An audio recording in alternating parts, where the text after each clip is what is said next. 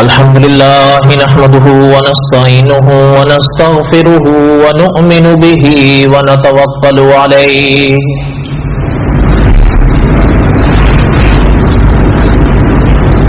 ونعوذ بالله من شرور أنفسنا ومن سيئات أعمالنا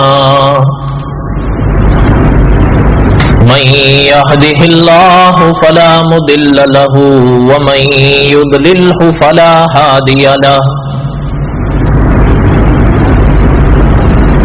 وأشهد أن لا إله إلا الله وحده لا شريك له وأشهد أن سيدنا وسندنا ومولانا محمدا عبده ورسوله أما بعد أعوذ بالله من الشيطان الرجيم بسم الله الرحمن الرحيم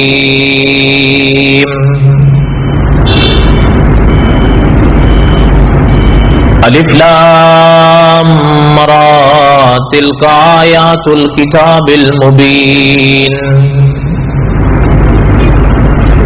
إنا أنزلناه قرآنا عربيا لعلكم تعقلون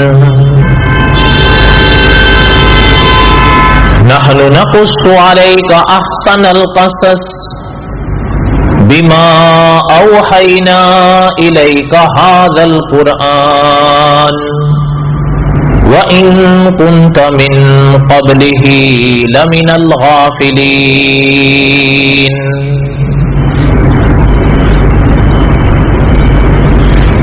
وقال النبي صلى الله عليه وسلم أنا آخر الأنبياء وأنتم آخر الأمم صدق الله العظيم وبلغنا رسوله النبي الكريم ونحن على ذلك لمن الشاهدين والشاكرين والحمد لله رب العالمين اللهم صل على محمد وعلى آل محمد كما صليت على إبراهيم وعلى آل إبراهيم إنك حميد مجيد اللهم بارك على محمد وعلى آل محمد كما باركت على إبراهيم وعلى آل إبراهيم إنك حميد مجيد ہما قسم کی حمد و ثنا اللہ ذات لم یزل لا یزال کی پاک ذات کے لیے صدق دل سے لا تعداد مرتبہ درود و سلام امام الانبیاء حضرت محمد الرسول اللہ صلی اللہ علیہ وسلم کی پاک ذات کے لیے قصص الانبیاء علیہ الصلوۃ والسلام کے اسباق جمعہ کے بیانات میں چل رہے ہیں. گزشتہ جمعہ یہاں پر مناظر ختم نبوت مولانا شاہ عالم صاحب کا جمعے کا بیان تھا، اس لیے ناغا رہا. گزشتہ سے پوستہ جمعہ جہاں ہم نے سبق چھوڑا تھا تھوڑے سے اعادے کے ساتھ اس کو پڑھیں گے انشاءاللہ تاکہ ضرورت بھی پوری ہو جائے اور ذہن بھی تازہ ہو جائے.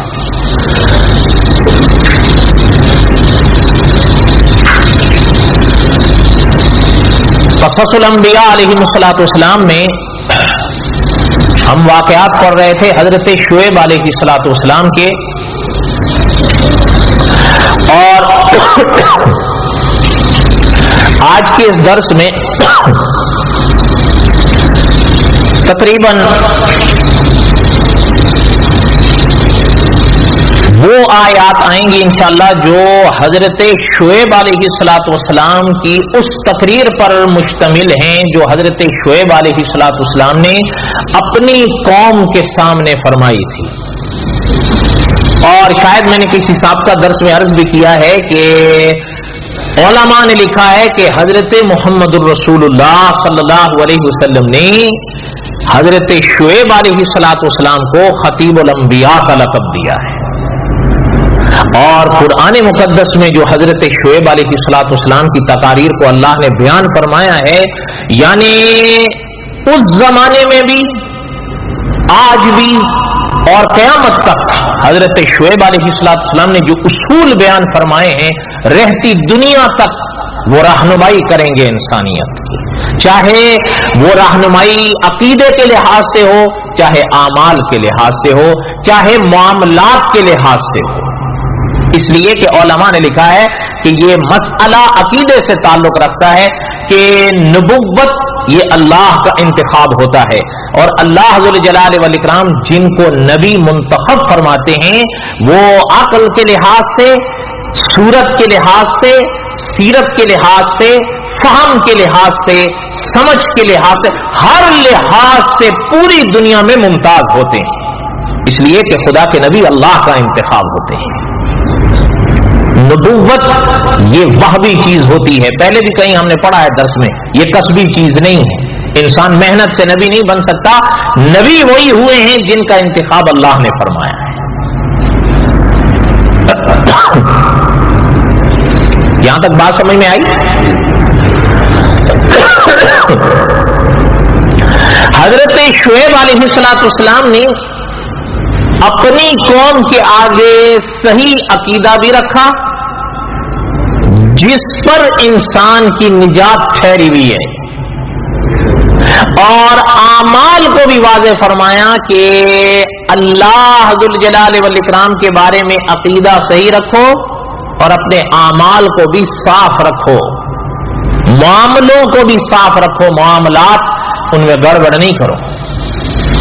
माना ये कि सारी बात का, हजरत की सारी तकारीर का खुलासा यह है, अल्लाह के हुकूक भी अदा करो और अल्लाह की मखलूक के हुकूक भी अदा करो। किसी भी साहिब हक का हक हमारे जिम्मे न रहने पाए। आका सल्लल्लाहु अलैहि वसल्लम ने फरमाया कि आति कुल्लज़ी हक़्क़िन हक़्क़ा, हर हकदार का हक अदा करो। ये हुजूर का फरमान है सल्लल्लाहु अलैहि वसल्लम। और उलमा ने लिखा है कि हक अल्लाह का है तो वो भी अदा करो, हक अल्लाह के किसी बंदे या बंदी का है तो वो भी अदा करो। यहां तक कि उलमा ने लिखा है अगर हक अल्लाह के बख्शे हुए इस वजूद का है तो भी अदा करो। ना अल्लाह का हक जिम्मे रहे, ना अल्लाह की किसी मखलूक का हक जिम्मे रहे। मखलूक में फिर दोनों हिस्से आएंगे, हमारा अपना वजूद भी आएगा और सामने वाले भी आएंगे, जिन्हें हुकूक कहते हैं। वरना हकीकत तो ये है कि जैसे शायद किसी साहब का दर्स में मैंने अर्ज किया था कि मुदर्रिस हरम फरमाते हैं कि तहज्जुद के 2 रकत पढ़ने कोई मुश्किल नहीं है, वुज़ू करे इंसान पढ़ ले। इशराक की 2 रकतें भी पढ़ने कोई मुश्किल नहीं है। इंसान का पता चलता है हुकूक के वक्त, मामलात के वक्त, कि मामले पे वो इंसान खरा उतरता है या खोटा। हजरत शुएब अलैहिस्सलाम की कौम में उलमा ने लिखा है दोनों बीमारियां थी, अकीदे की भी आई और मामलात की भी आई। अकायद में बिल्कुल गए गुजरे हुए और मामलात में भी बिल्कुल गए, जबकि माली लिहाज से भी मैंने किसी साहब का दर्स में अर्ज किया था कि उलमा ने लिखा माली लिहाज से भी ठीक ठाक थे, बल्कि उलमा ने लिखा है कि उस जमाने के ताजिर थे और कामयाब ताजिर थे। और जिन वादियों में वो रहा करते थे, उलमाए तारीख ने लिखा है कि आज भी किताबें पढ़ने से पता चलता है कि जिन वादियों में उनका बसेरा था वो फूलों से लदी हुई वादियां होती थी। कोई इंसान अगर वहां आ जाता है दंग रह जाता, माल उनके पास, बहारें उनके पास, उसके बावजूद गलत चीजों में पड़ गए। अब हजरत शुएब अलैहिस्सलाम ने जब बहुत समझाया तो यहां तक आगे चले गए कि हजरत शुएब से कहने लगे कि अस्सलातु तअमुरुक, आपकी नमाज आपको यही हुक्म देती है, आपकी नमाज आपको यही सिखाती है। ये सब खैर हम पहले पढ़ चुके हैं। हजरत शुएब अलैहिस्सलाम से जो उन्होंने गुफ्तगू की, हजरत शुएब अलैहिस्सलाम ने उनको जवाब में इरशाद फरमाया, क़ाल या क़ौम अरायतुम इन कुन्तु अला बय्यिनतिन मिन रब्बी, वरज़क़नी मिन्हु रिज़्क़न हसना। हजरत शुएब ने फरमाया कि मेरी बात को सुनो, अगर अल्लाह की तरफ से हम सीधे रास्ते पर हैं, बुरहान पर हैं, तो और अल्लाह की तरफ से, कुदरत की तरफ से जो रिज़्क़ से नवाजा गया है अल्लाह ने, जो नवाजा है अल्लाह ने। अच्छा, यहां पर उलमाए मुफस्सरीन ने लिखा है कि हजरत शुएब अलैहिस्सलाम, उनको खुलासा ही सुने, अब वक्त नहीं है, पहले भी दर्स लंबा हो रहा है। हजरत शुएब अलैहिस्सलाम की इन पाक जुमलों का उलमा ने दो माने लिखे हैं रिज़्क़ के हवाले से। फरमाया एक तो ये रिज़्क़ जिसे आप और हम रिज़्क़ कहते हैं। हजरत शुएब अलैहिस्सलाम की बात का माना यह था कि जब कुदरत ने इतने रिज़्क़ से नवाजा हुआ है तो क्या जरूरत है धोखेबाजी करने की। वैसे भी ये जायज नहीं है, ये तो बिल्कुल पक्की बात है, तयशुदा बात है, लेकिन ये बात तो और अपील कर रही है, दो चार की तरह समझ आ रही है कि जब इतनी नेमतों से कुदरत ने नवाज रखा है तो फिर क्या जरूरत है धोखा करने की। क़ाल या क़ौमी अरायतुम इन कुन्तु अला बय्यिनतिम मिर रब्बी वरज़क़नी मिन्हु रिज़्क़न हसना। कुदरत की तरफ से हम सीधे रास्ते पर हैं, ये अल्लाह की इनायत है।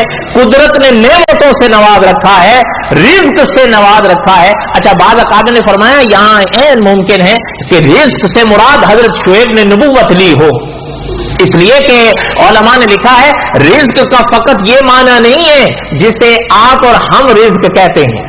आप और हम रिज़्क़ किसको कहते हैं? जो खाया जाए या पिया जाए, आप और हम उसे रिज़्क़। लेकिन उलमा ने लिखा है तहकीक है ये रिज़्क़ सिर्फ इन दो जुमलों में बंद नहीं है, रिज़्क़ के और भी बहुत सारे माने हैं। इसलिए उलमा ने लिखा है ये ऐन मुमकिन है कि हजरत शुएब की मुराद यहां पर नबुव्वत से हो, कि अगर कुदरत ने नबुव्वत बख्शी है और अपनी इनायत से सीधे रास्ते पर बुरहान से रखा है,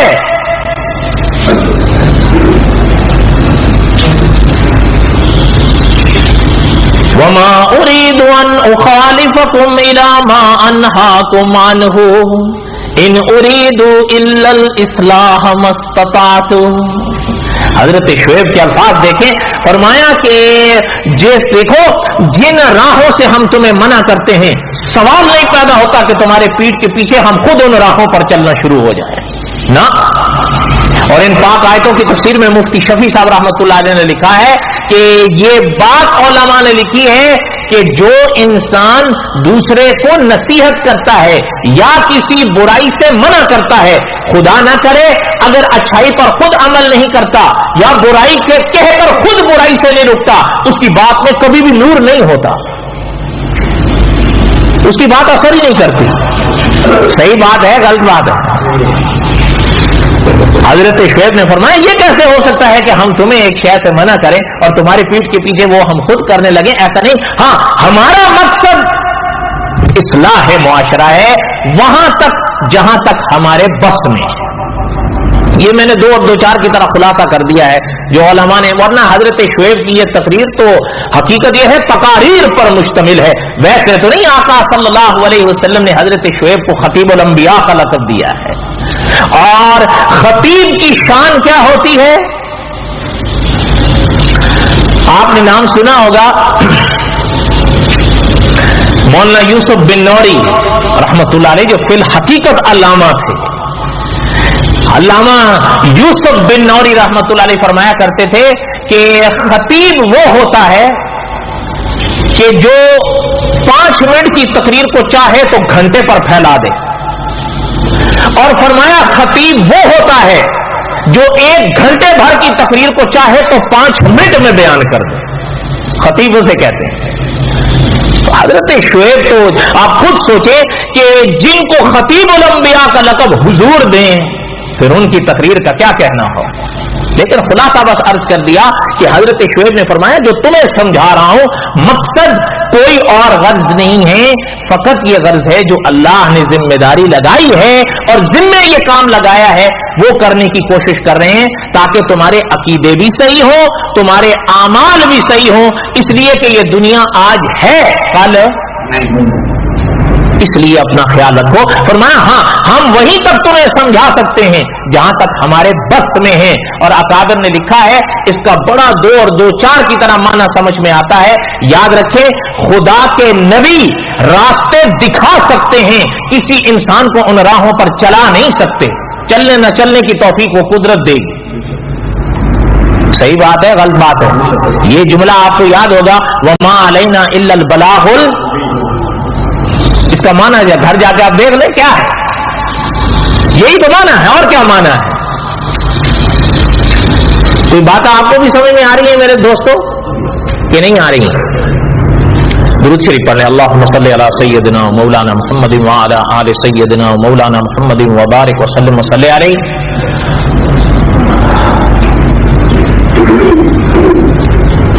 وما اريد ان اخالفكم الى ما انهاكم عنه ان اريد الا الاصلاح ما استطعت وما توفيقي الا بالله علیہ توکلت والیہ انیب.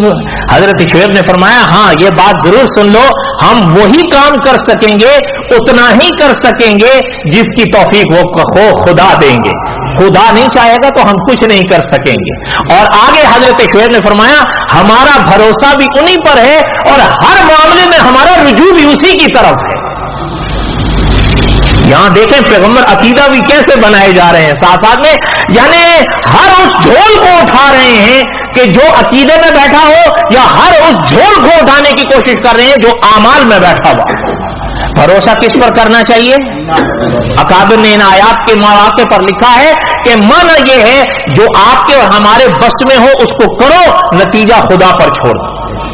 اور اسی کو آسان جملوں میں مولانا حق نواز جھنگوی مرحوم فرمایا کرتے تھے کہ صحیح عمل اور صحیح بات کر کے بھروسہ خدا پہ کر چھوڑ. یہی معنی ہے. فرمایا صحیح بات اور صحیح کام کر کے نتیجہ خدا پر چھوڑ. اور دعا کریں کہ اللہ تعالیٰ ہمیں صحیح اعمال کی توفیق بخشے. ان کی کچھ وضاحت انشاءاللہ اگر اللہ کو منظور ہوا تو حضرت سلیمان علیہ السلام کے واقعات میں آئے گی انشاءاللہ. تو بہرحال اب تو اختصار کریں, آگے چلیں. حضرت شعیب علیہ السلام نے ان کو یہاں تک سمجھایا, اور میں نے پہلے عرض کیا گر کوئی جھول عقیدے میں بیٹھا ہو اس کو بھی اٹھانے کی کوشش کی حضرت نے, اور گر کوئی جھول اعمال میں بیٹھا ہو تو اس کو بھی اٹھانے کی کوشش کی ہے حضرت نے, جو حضرت کے بس میں تھا. اب ان کے نصیب میں ہدایت تھی یا نہیں یہ تو اللہ جانتے ہیں نا.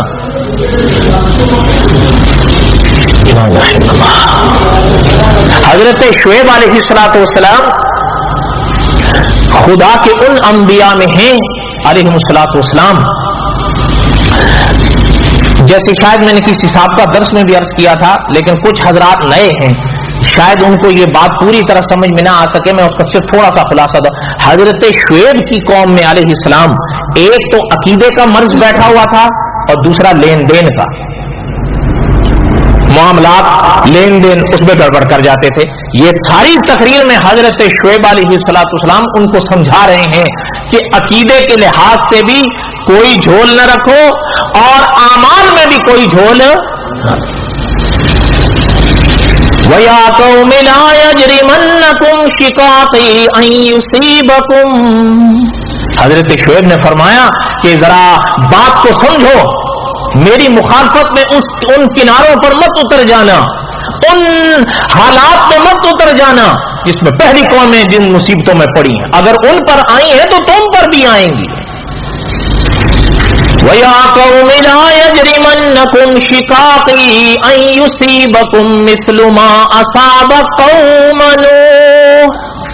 حضرت شعیب علیہ السلام نے فرمایا کہ میری مخالفت میں اس نتیجے تک نہ جا پہنچنا کہ جیسے مصیبت پہلی قوموں پر آئی تو تم پر بھی آئے گی. اور پہلی مثال حضرت شعیب نے دی ہے قوم نوح کی کہ جیسے ان پر عذاب آیا اگر تم باز نہیں آؤ گے تو تم پر بھی آ سکتا ہے. صحیح بات ہے یا نہیں؟ وَيَا قَوْمِ لَا يَجْرِمَنَّكُمْ شِقَاقِي أَن يُصِيبَكُم مِّثْلُ مَا أَصَابَ قَوْمَ نُوحٍ أَوْ قَوْمَ هُودٍ أَوْ قَوْمَ صَالِحٍ. تینوں کو حضرت لے آئے ہیں. فرمایا کہ اگر تم باز نہیں آؤ تو دیکھو میری مخالفت میں اس حد تک نہ چلے جانا کہ جیسے ان اقوام پر جو عذاب آئے تم پر بھی آئیں گے, جو ان پر مصیبتیں آئی ہیں تم پر بھی آئیں گی, جو ان پر قہر ٹوٹے ہیں تم پر بھی ٹوٹ سکتے ہیں. وَمَا قَوْمُ لُوطٍ مِّنكُمْ بِبَعِيدٍ. اب حضرت لوط کو فرمایا قوم لوط تو تم سے کوئی دور نہیں ہے. اچھا علماء نے لکھا ہے حضرت کے اس اشارے کا معنی دو طرح سے ہو سکتا ہے, ایک اور دونوں لحاظ سے ہو سکتا ہے. ایک کہ قوم لوط قوم شعیب سے زمانے کے لحاظ سے بھی دور نہیں قریب تھی, اور علاقے کے لحاظ سے بھی دور نہیں قریب تھی. یہ دونوں معنی ممکن ہیں. حضرت شعیب علیہ السلام نے فرمایا کہ قوم لوط تو کوئی تم سے دور نہیں ہے, انہی کو دیکھ لو. انہوں نے جب اللہ کی بات کی نافرمانی کی تو کیا نتیجہ نکلا ہے وہ سب ہم پڑھ چکے ہیں. یہاں تک حضرت شعیب کی بات سمجھ میں آئی. اچھا ایک بات چلتے چلتے سنیں, علماء نے لکھا ہے یہ بات صرف حضرت شعیب کے اس زمانے تک نہیں ہے. اگر وہ اقوام یا حضرت شعیب کی قوم خدا کے پاک فرامین کے نافرمانیاں کر کر برباد ہو سکتی ہیں تو پھر آپ اور ہم بولو نا ہمیں کھلی چھٹی ہے.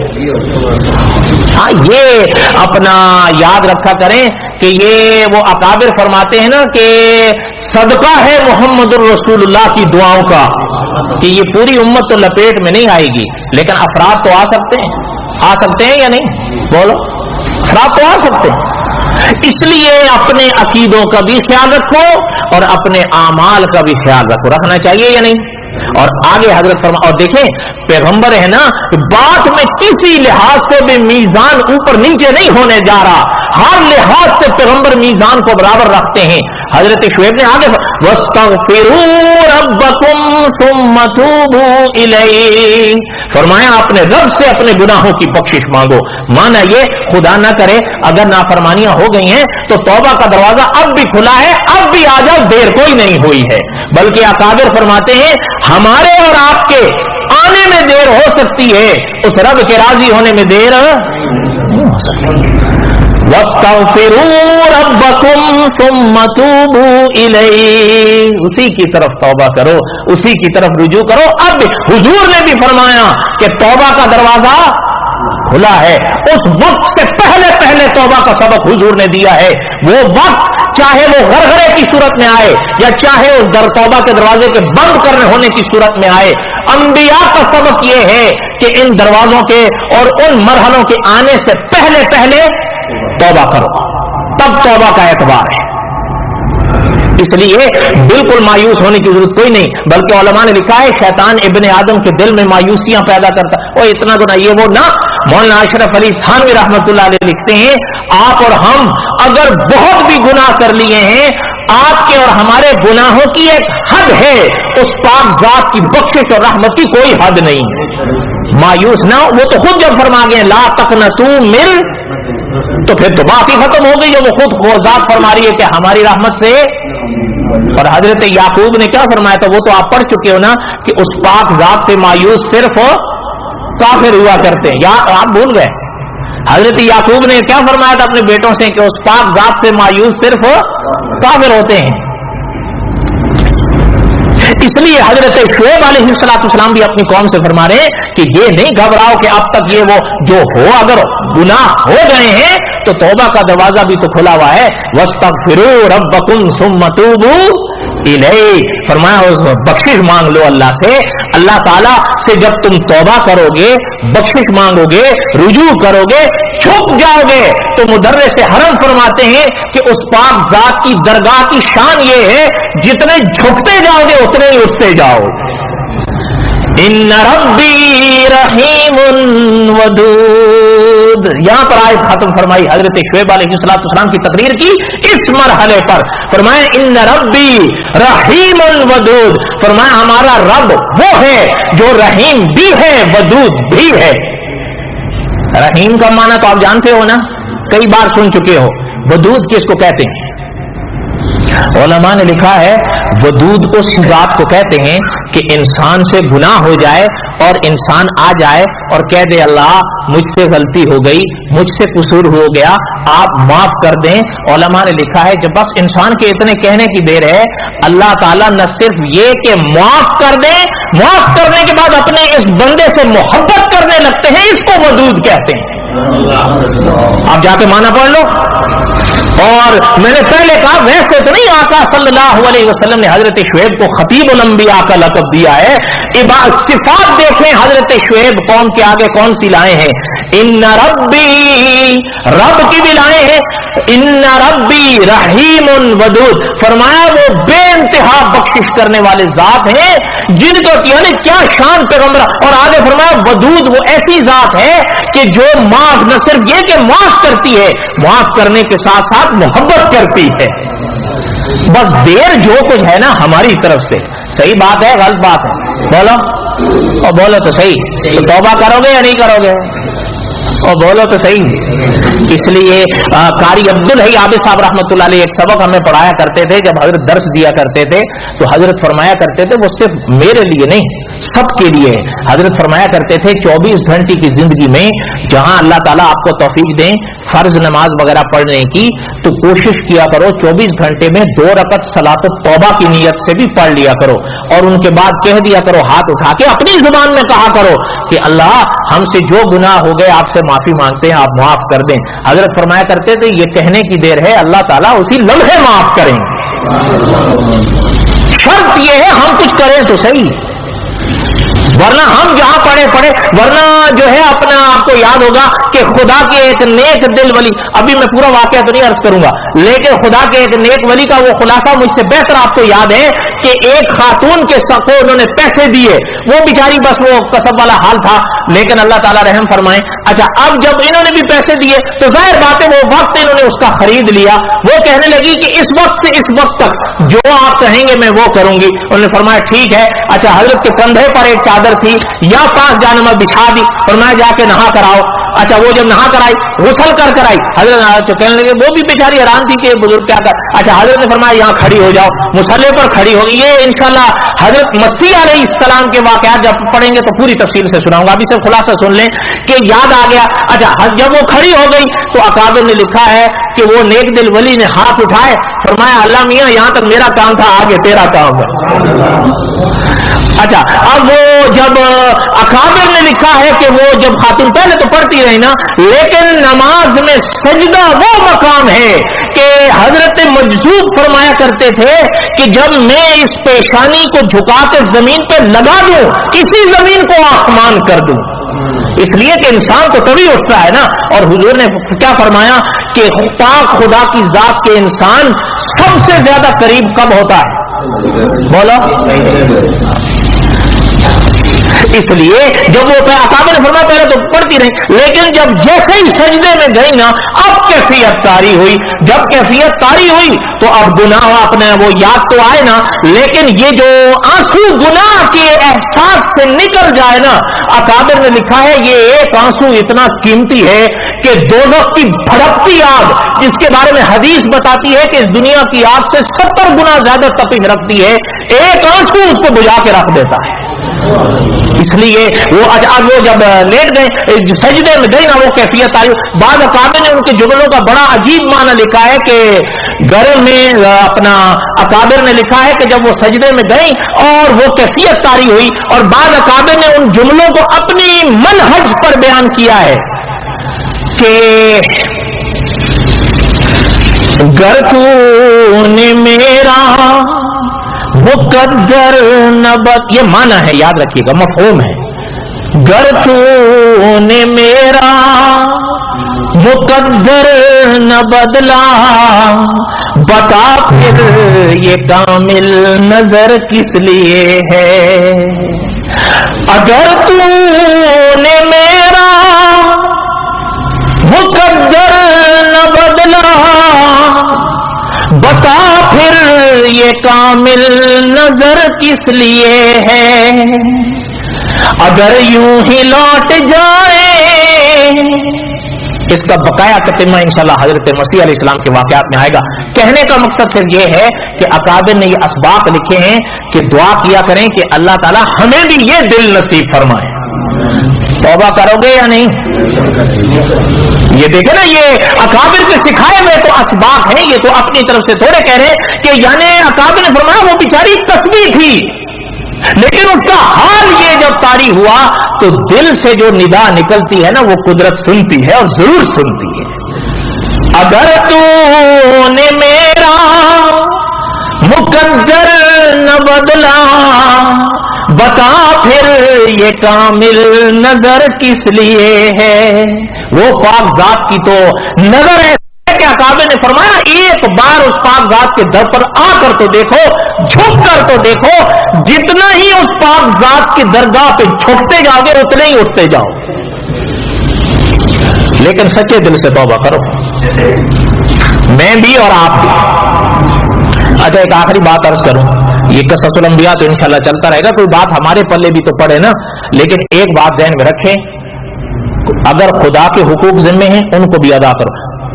توبہ کی دو قسمیں ہیں، ایک اجمالی توبہ ہوتی ہے یا اللہ مجھے معاف فرمائے، یہ اجمالی توبہ ہے. ایک تفصیلی توبہ ہوتی ہے کہ توبہ کے بعد جو حقوق خدا کی پاک ذات کے ذمے ہیں وہ بھی ادا کرو اور خدا کی پاک مخلوق کے ہیں تو ان کو بھی ادا کرو. اجمالی توبہ سے تفصیلی توبہ ادا نہیں ہوتی، یاد رکھیے گا. اس کا کیا معنی ہے؟ اگر آپ کے ذمے فجر کی 2 رکعتیں رہتی ہیں، اجمالی توبہ سے گناہ معاف ہوگا، وہ 2 رکعتیں ساقط نہیں ہوں گی، وہ تبھی ہوں گی جب آپ ان 2 رکعتوں کو قضا کریں گے.